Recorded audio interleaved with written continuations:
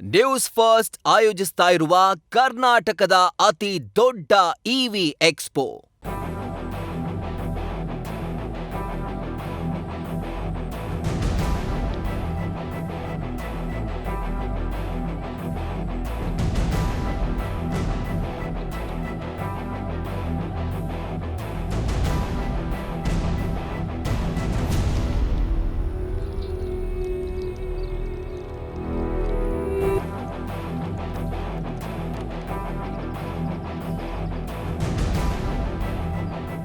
ನಮಸ್ಕಾರ. ಕಸವನಹಳ್ಳಿ ರಮೇಶ್, ಅಧ್ಯಕ್ಷರು ವಿವಿ ಸಾಗರ ನೀರಾವರಿ ಹೋರಾಟ ಸಮಿತಿ. ಮೊನ್ನೆ ತಾನೇ ಕರ್ನಾಟಕ ಸರ್ಕಾರ ಡ್ಯಾಮ್ ಸೇಫ್ಟಿ 2026 ದೊಡ್ಡ ಮಟ್ಟದಲ್ಲಿ ಬೆಂಗಳೂರು ಅರಮನೆ ಮೈದಾನದಲ್ಲಿ ನಡೆಸಿದರು. ಆದರೆ 120 ವರ್ಷಗಳ ಹಳೆಯ ಇತಿಹಾಸವನ್ನು ಹೊಂದಿರತಕ್ಕಂಥ ವಾಣಿವಿಲಾಸ ಸಾಗರ ಜಲಾಶಯ ಅಲ್ಲಲ್ಲೇ ಜಿನುಗ್ತಾ ಇದೆ. ಜಲಾಶಯದ ಪದೇ ಪದೇ ಈ 3 ವರ್ಷಗಳಿಂದ ಸತತವಾಗಿ ತುಂಬಿ ನೀರು ಹರಿತಾ ಇದೆ. ಅದರ ಮಿತಿಯನ್ನು ಮೀರಿ ಹೊರಗಡೆ ತಿಂಗಳಾನುಗಟ್ಟಲೆ ನೀರು ಹರಿತಾ ಇದೆ. ಇಂಥ ಸಂದರ್ಭದಲ್ಲಿ ಅದನ್ನು ಈ ಡ್ಯಾಮ್ ಸೇಫ್ಟಿ 2026 ದೊಡ್ಡ ಸಮ್ಮೇಳನ ಮಾಡಿದ್ದಾಗಿಯೂ ಸಹ ಈ ಡ್ಯಾಮ್ ಸೇಫ್ಟಿ ಬಗ್ಗೆ ಯಾವುದೇ ಕ್ರಮಗಳನ್ನು ಕೈಗೊಂಡಿಲ್ಲ ಇಲ್ಲಿವರೆಗೂ.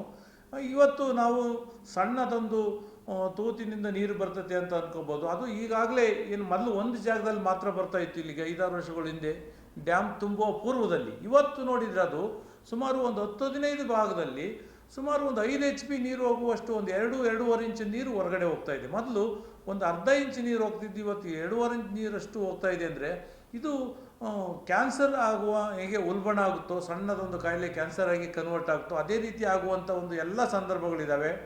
ಆದರೆ ಇದನ್ನು ಏನು ಮಾಡ್ತಾರೆ, ಈ ಏನು ಇಂಜಿನಿಯರ್ಗಳಿರ್ಬೋದು, IAS ಅಧಿಕಾರಿಗಳಿರ್ಬೋದು, ನಮ್ಮ ರಾಜಕಾರಣಿಗಳಿರ್ಬೋದು, ಅತ್ಯಂತ ನಿರ್ಲಕ್ಷ್ಯ. ಬಾಯಾರಿದಾಗ ಬಾವಿ ತೋಡುವುದು, ಪರೀಕ್ಷೆ ಕಾಲದಲ್ಲಿ ವಿದ್ಯಾಭ್ಯಾಸ ಮಾಡುವುದು, ಯುದ್ಧ ಕಾಲದಲ್ಲಿ ಶಸ್ತ್ರಾಭ್ಯಾಸ ಮಾಡುವುದು, ಇಂತಹ ಪರಿಪಾಠಗಳನ್ನು ಇಟ್ಕೊಂಡಿರೋದ್ರಿಂದ ನಾಳೆ ಡ್ಯಾಮ್ಗೆ ಅಪಾಯ ಆದರೆ, ಯಾಕೆಂದರೆ ಪ್ರತಿ ವರ್ಷ ಡ್ಯಾಮ್ ತುಂಬಲೇಬೇಕು, ತುಂಬುತ್ತೆ. ಯಾಕೆಂದರೆ ಈ ಬಯಲುಸೀಮೆಗೆ ನೀರು ಕೊಡಬೇಕು ಅನ್ನೋ ಉದ್ದೇಶ ಇರೋದ್ರಿಂದ ಡ್ಯಾಮ್ ತುಂಬಿಸಲೇಬೇಕು. ಇದು ಚಿತ್ರದುರ್ಗ ಜಿಲ್ಲೆಯ ಕುಡಿಯುವ ನೀರಿನ ದೊಡ್ಡ ಆಗರ.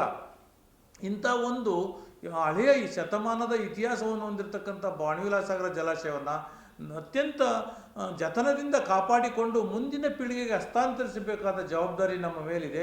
ಆದರೆ ಇಂಜಿನಿಯರ್ಗಳಿರ್ಬೋದು, ಇವರೆಲ್ಲರೂ ನಿರ್ಲಕ್ಷ್ಯ ವಹಿಸಿ ಎಲ್ಲೆಲ್ಲೋ ಕಾಮಗಾರಿಗಳನ್ನು ಮಾಡೋದು, ಎಲ್ಲೆಲ್ಲೋ ರಿಪೇರಿಗಳನ್ನು ಮಾಡ್ತೀವಿ ಅಂತೇಳಿ ಬಿಲ್ ಮಾಡೋದು, ಮಾಡ್ತಾರೋ ಬಿಡ್ತಾರೋ ಗೊತ್ತಿಲ್ಲ. ಆದರೆ ಅದೇನಾದರೂ ಮಾಡ್ಕೊಂಡಿರಲಿ, ಅಟ್ಲೀಸ್ಟ್ ಡ್ಯಾಮನ್ನು ನಿಜವಾಗಲೂ ಇವ್ರಿಗೆ ಈ ಒಂದು ಇತಿಹಾಸವನ್ನು, ಶತಮಾನದ ಇತಿಹಾಸ ಹೊಂದಿರತಕ್ಕಂಥ ವಾಣಿವಿಲಾಸ ಸಾಗರದ ಬಗ್ಗೆ ಕಾಳಜಿ ಇದ್ದರೆ ನಿಜವಾಗ್ಲೂ ಇದನ್ನು ರಿಪೇರಿ ಮಾಡಬೇಕು. ಈ ನೀರು ಒಂದನಿ ನೀರು ಸಹ ಹೊರಗೆ ಬರದಂತೆ ಕಾಪಾಡಬೇಕಾದ ಜವಾಬ್ದಾರಿ ನಮ್ಮದಿದೆ ಅಂತಂದೇಳಿ ಮುಖಾಂತರ ಒತ್ತಾಯ ಮಾಡ್ತೀನಿ. ಇವರೇನಾದರೂ ಮಾಡಲಿಲ್ಲ ಅಂದರೆ ನಾವು ಅದ್ರ ಮುಂದ್ಗಡೆ ಉಪವಾಸ ಸತ್ಯಾಗ್ರಹದಂಥ ಕಠಿಣವಾದ ಒಂದು ಹೋರಾಟಕ್ಕೆ ಇಳಿಬೇಕಾಗ್ತದೆ ಅಂತ ಈ ಮುಖಾಂತರ ಅವರಲ್ಲಿ ಮನವಿ ಮತ್ತು ಎಚ್ಚರಿಕೆಯನ್ನು ಕೊಡ್ತಾ ಇದ್ದೀವಿ. ನಮಸ್ಕಾರ.